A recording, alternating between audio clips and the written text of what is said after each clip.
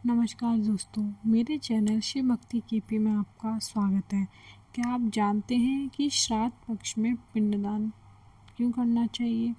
अगर आप नहीं जानते तो आप इस वीडियो को पूरा देखें और जानकारी पूरी प्राप्त करें। अगर आपको मेरी वीडियो अच्छी लगती है तो मेरी वीडियो को ज़्यादा से ज़्यादा शेयर करें और सब्सक्राइब करें और बने रहिए अपने चैनल शिव भक्ति केपी के साथ। धन्यवाद। परसों एक माँ ने प्रश्न कर लिया हमसे, वो इसी सब्जेक्ट का एक सवाल है। उन्होंने प्रश्न किया कि महाराज जी, गुरुजी मेरा एक प्रश्न है, आप उसका संशय दूर कीजिएगा। आप कहते हैं कि श्राद्ध पूर्वजों को मिलते हैं, हम श्राद्ध करते भी हैं। जब आप कहते हैं कि सूक्ष्म शरीर अगला जन्म ले लेता है, तो वो किया श्राद्ध कैसे और किस प्रकार मिलता है, इस संशय का निवारण कीजिए। ये प्रश्न सबके मन में उठता होगा कि जब देखो प्राण निकलते हैं तो प्राण निकल कर तो हमारा सूक्ष्म शरीर जाता है और फिर वो किसी ना किसी जन्म को प्राप्त कर लेता है। फिर हम अपने पूर्वजों के नाम से श्राद्ध करें, तर्पण करें, पुण्य करें, तो फिर भला वो उन तक कैसे पहुंचता है? तो आपको बताएं, जब यहाँ से व्यक्ति मरकर किसी भी शरीर में चला जाए, अगले जन्म में भले वो स्त्री बन जाए, पुरुष बन जाए, कुत्ता बिल्ली की योनि में जाए, शेर बन जाए, हाथी, यदि वो किसी भी योनि में चला गया और आपने उनके निमित्त किया, तो वह शेर, यदि आपके पूर्वज यदि शेर बन गए, कोई एक व्यक्ति शेर बन गया और आपने उनके नाम का पिंडदान किया, तो भले वो शेर की योनि में है और वो भूखा मर रहा होगा और आपने पिंड दिया है, तो वह पिंड किसी न किसी प्रकार से उसको भोजन के रूप में, उसका भोजन जो करता उसके भोजन के रूप में उसे प्राप्त हो जाता है। वो जहाँ है, जिस योनि में है, उस योनि में उसे सुख मिलता है। अच्छा देखो, आज मैं भी हूँ, आज ये दास अनिरुद्ध आपके सामने बैठा है। मैं पिछले जन्म में माना कि किसी का बाप रहा होऊंगा, अब मेरे बच्चे के बच्चे के बच्चे आज यदि वो मेरे नाम का गया में श्राद्ध कर रहे होंगे, तो मैं तो यहाँ बैठा हूँ, परंतु उनका किया हुआ पुण्य, मेरे वंश में पिछले जन्म का जो वंश था उसका पुण्य भी मुझे इस जन्म में मिलेगा। आदमी, आपकी मेहनत आपको इतने जल्दी सफल नहीं करती मेरी माँ। जब आप शास्त्रोक्त नियम से जब चलते हैं और आपके बच्चे, शास्त्र कहते हैं श्राद्ध करो, पिंडदान करो, वह व्यक्ति जहाँ भी होगा, जिस योनि में होगा, वह उसे सुख ही पहुँचाएगा।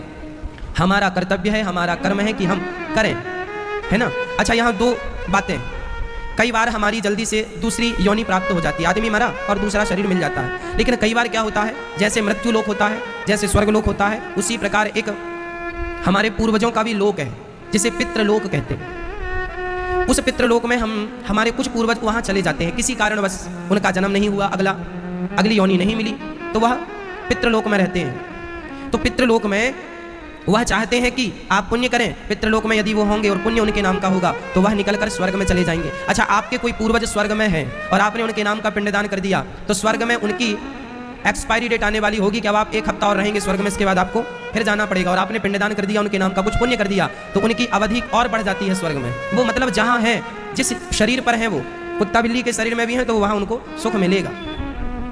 तो हमारे द्वारा किया हुआ पुण्य हमारे पूर्वजों को मिलता है, वो किसी भी योनि में हो। अच्छा, आप लोगों को कई बार बहुत ज़्यादा प्रॉफिट हो जाता है, आपकी मेहनत से ज़्यादा आपको प्रॉफिट हो जाता है, अचानक प्रॉफिट हो जाता है। ये प्रॉफिट क्यों होता है अचानक? आपके पूर्वज, अच्छा आपके जो लोगों ने आपके नाम का कुछ कर दिया, पुण्य कर दिया, नियम से कर रहे हैं, तो वह उनका किया इस जन्म में आपको मिल रहा है, और आप जो कर रहे हैं वो तो आपको मिल ही रहा है। तो सब प्रकार से वो प्लस होता चलता है। हमारे दादाजी आज किसी भी योनि में होंगे, कुछ भी बने होंगे, पर हम उनके नाम का श्राद्ध करें, पिंडदान करें, तो वह उनको उस रूप में किसी ना किसी प्रकार से मिल जाए।